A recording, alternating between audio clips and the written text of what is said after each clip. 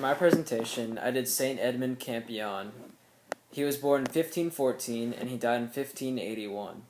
He was one of the most famous English martyrs.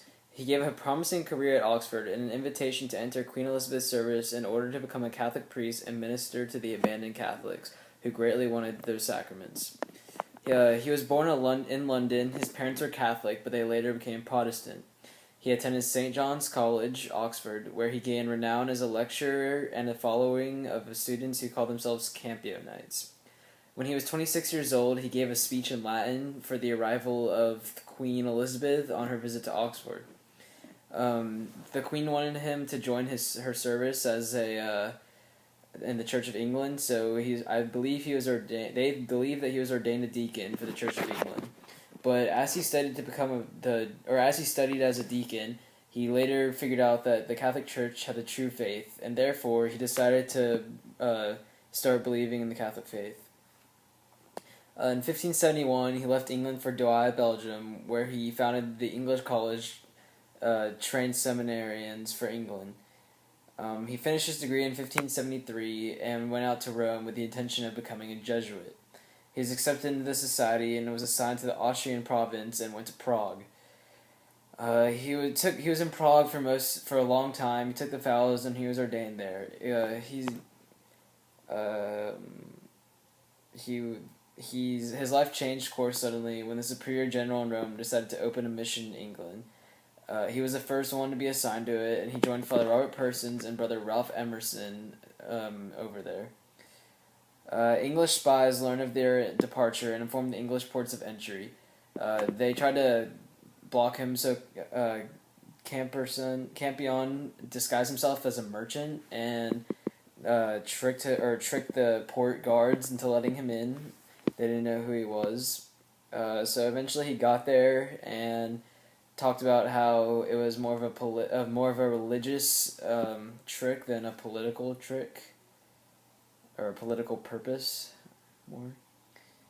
On November 14th, priests were led to Westminster Hall where charges were raised against them that they had formed a conspiracy against the life of the Queen. This obviously wasn't true, but he went to court for it anyway. After the trial, 6 days later, he was asked to raise his right hand and take an oath. He was unable to do so because of recent torture, so another one of the priests had to lift his arm for him. But they were found guilty of high treason and condemned to be hanged, drawn, and quartered. The priests joined in singing the Te Deum when they heard the verdict. He remained in chains for 11 days after that, and was dragged through the muddy streets of London to Tyburn.